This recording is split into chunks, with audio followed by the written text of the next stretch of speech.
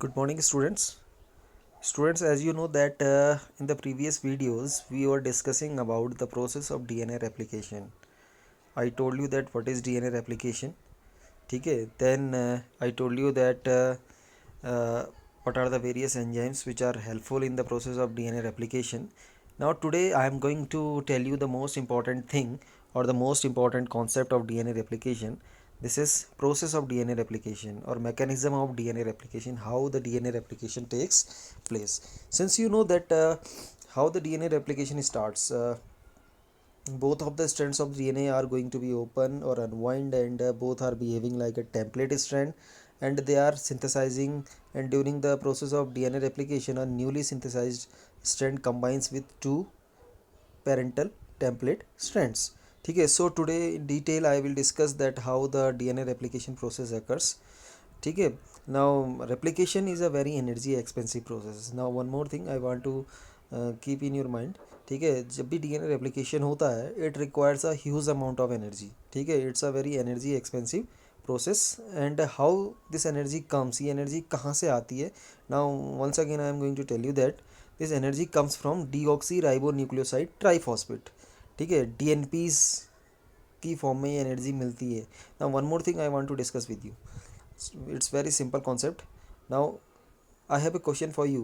I am asking that a polynucleotide chain must have to be formed during the process of DNA replication. क्योंकि जब भी DNA का replication होगा, क्योंकि replication होगा तो DNA के रेप्लिकेशन के टाइम पे एक स्ट्रैंड तो ओल्डर वन होगा, एक स्ट्रैंड जो होगा न्यूली सिंथेसाइज्ड होगा. और न्यूली सिंथेसाइज्ड स्ट्रैंड जो है it's a polypeptide chain. Not sorry, polypeptide not, it's a polynucleotide chain. ठीक है. नाउ व्हाट इज़ पॉलीन्यूक्लियोटाइड, यानी बहुत सारे न्यूक्लियोटाइड ऐड होकर के आपस में क्या बनाएंगे, एक चेन बनाएंगे, तो जिसे हम पॉलीन्यूक्लियोटाइड चेन कहेंगे. ठीक है. Now what are nucleotides, my next question. Nucleotide means nucleoside plus phosphate group as we studied in the earlier videos. ठीक है, nucleoside plus one phosphate group. So what is mentioned here, you can read out here. It's a deoxyribonucleoside, यानी nucleoside plus triphosphate, यानी तीन अलग में साथ में इसके फॉस्फेट जुड़े हुए हैं. तो क्या होगा, देखो डीऑक्सीराइबोन्यूक्लियोसाइड फॉस्फेट, इसको तो हम न्यूक्लियोटाइड पढ़ सकते हैं. साथ में जो दो आपके फॉस्फेट ग्रुप हैं वो एडिशनल हैं, तो टर्मिनल हैं. अगर ये टर्मिनल एटीपी में भी तो ये होता है एडिनोसिन ट्राईफॉस्फेट. वहाँ पे फॉस्फेट ग्रुप जब टूटता है आपका तो एटीपी टूट के एडीपी बनाता है, तब एनर्जी लिबरेट हो जाती है ना ह्यूज अमाउंट में. तो यहाँ पर भी सेम ऐसा ही होता है. डीऑक्सीराइबोन्यूक्लियोसाइड ट्राईफॉस्फेट में से दो फॉस्फेट आपके रिलीज हो जाते हैं, एंड आपका क्या बचेगा, डीऑक्सीराइबोन्यूक्लियोसाइड फॉस्फेट बचेगा. तो वो आपका एक्ट करेगा किसकी तरह, न्यूक्लियोटाइड की तरह. ठीक है. तो यहाँ पर डीऑक्सीराइबोन्यूक्लियोसाइड बिहेव्स और it serves the dual functions. तो यहाँ पे दो काम करता है. एक तो देखो, एक तो क्या करता है, acting as a substrate. Substrate मतलब जो आपस में जुड़ेंगे वो सबस्ट्रेट की तरह काम कर रहा है. And the second thing what it is doing, second thing it is providing energy from two terminal phosphates. तो I think the first one concept is clear. तो since I told you that it's a very energy expensive process, and from where this energy comes, it comes from deoxyribonucleoside triphosphate DNPs. ठीक है, DNTPs. तो once it acts like a substrate for formation of polynucleotide chain, and the second while the phosphate group are released, terminal phosphate groups are released, then it releases energy. Now I am coming to the point. Okay, since we know that DNA is a very long molecule. ठीक है. And ये कभी भी possible नहीं कि DNA एक लंबी रस्सी मान लीजिए और रस्सी को खोल करके आप पूरे दोनों स्ट्रैंड को अलग कर लोगे, फिर एक एक करके दोनों अपनी तरह कॉम्प्लीमेंट्री स्ट्रैंड बनाएंगे. तो ऐसा पॉसिबल नहीं होता है. ठीक है. In a long DNA molecule replication takes place within a small opening of the DNA helix known as replication fork. तो क्योंकि पूरा का पूरा डीएनए कभी भी एक साथ नहीं खुल सकता, इसको खोलने के लिए बहुत ज़्यादा अमाउंट में एनर्जी की रिक्वायरमेंट होगी, इतनी एनर्जी अवेलेबल नहीं होती है. तो होता क्या है, डीएनए किसी एक पॉइंट पे, ठीक है, थोड़ा सा खुल जाता है.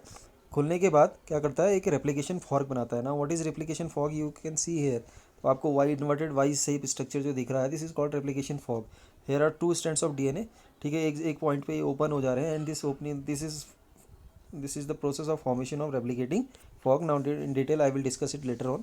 ठीक है. Okay, in a long DNA molecule replication takes place within a small opening of the DNA helix which is referred as replication fork. तो एक छोटी सी ओपनिंग होती है, एक जगह पे छोटी सी ओपनिंग होती है, और यहीं से डीएनए रेप्लिकेशन की प्रोसेस स्टार्ट होती है.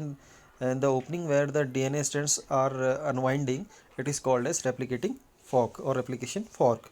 ठीक है. DNA dependent DNA polymerase catalyses the polymerisation only in one direction. Now अब देखो न्यूली सिंथेसाइज जो डीएनए बनेगा वो डीएनए में क्या होगा, बहुत सारे पॉलीन्यूक्लियोटाइड, आप बहुत सारे न्यूक्लियोटाइड जुड़ेंगे और पॉलीन्यूक्लियोटाइड चेन बनाएंगे। नाउ पॉलीन्यूक्लियोटाइड चेन बनाने के लिए एक एंजाइम बहुत इफिशियंट होता है, मैंने कल आपको बताया था कि उसका नाम है डीएनए डिपेंडेंट डीएनए पॉलीमरेज। ये बहुत ही इफिशियंटली, बहुत ही क्विकली और बहुत ही एक्यूरेसी के साथ काम करता है। लेकिन एक one more thing you must have to remember कि ये जो नया स्ट्रैंड बनाता है ये 5 प्राइम टू 3 प्राइम डायरेक्शन में ही बनाता है।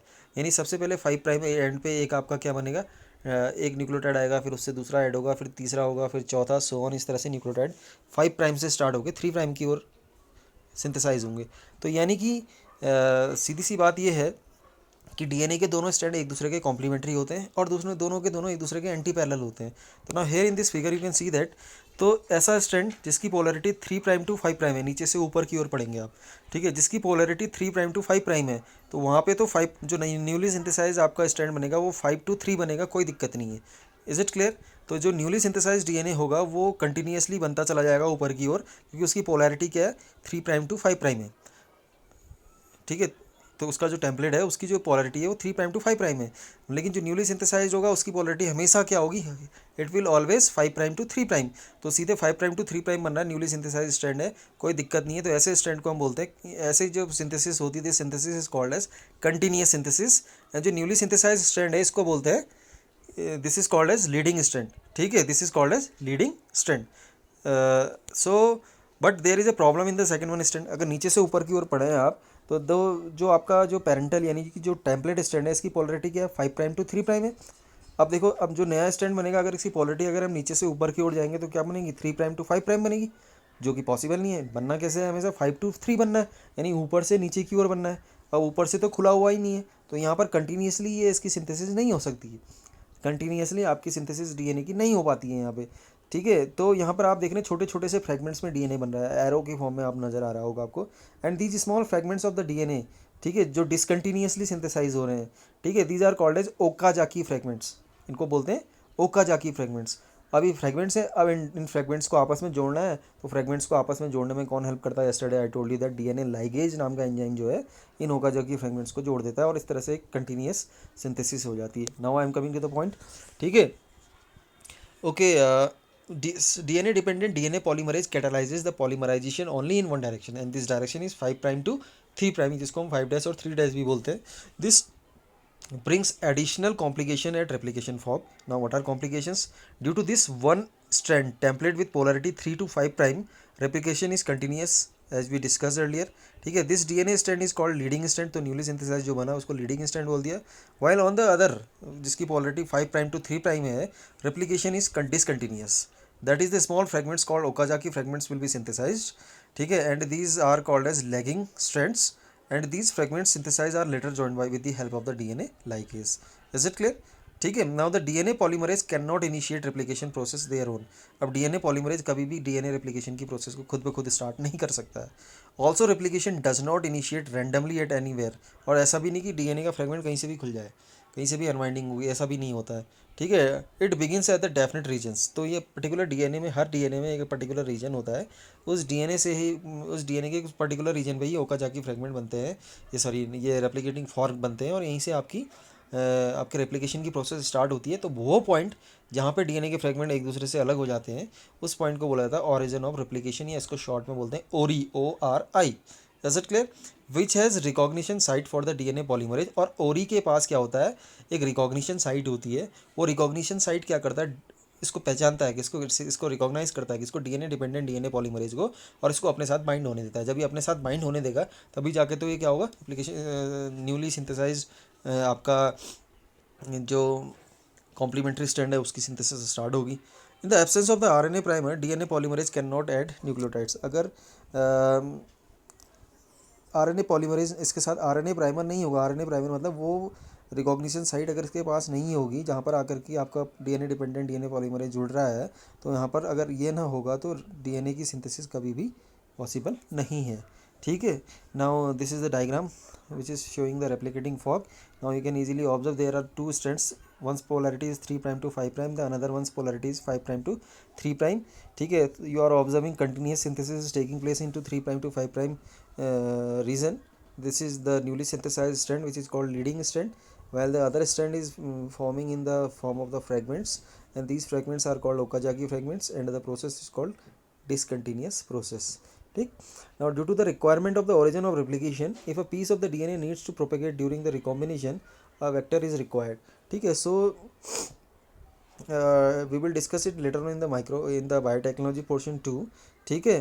तो जनरली किसी भी डीएनए की कई सारी मल्टीपल कॉपीज़ अगर बनानी होती हैं, तो क्योंकि डीएनए किसी भी पॉइंट पे तो ओपन होता नहीं है, तो अगर मैंने डीएनए के किसी फ्रेगमेंट को अगर इंट्रोड्यूस करना है किसी दूसरे ऑर्गेनिज्म के अंदर, तो दूसरे ऑर्गेनिज्म के अंदर डालने से पहले उसे मैंने एक वेक्टर में डालना पड़ेगा, क्योंकि वेक्टर एक तरह का प्लाज्मिड एक सर्कुलर डीएनए होता है जिसके पास अपना खुद का ओवरी होता है और जिसकी मदद से डीएनए की कई मल्टीपल कॉपीज़ बनाई जा सकती हैं. ठीक है. In eukaryotes the replication process mostly occurs in the case of the S phase. और जो यूकैरियोट्स हैं जनरली इनमें जो रेप्लिकेशन की प्रोसेस है वो एस फेज़ यानी सिंथेटिक सेल डिवीजन की जो एस फेज़ होती है वहाँ पर रेप्लिकेशन की प्रोसेस होती है.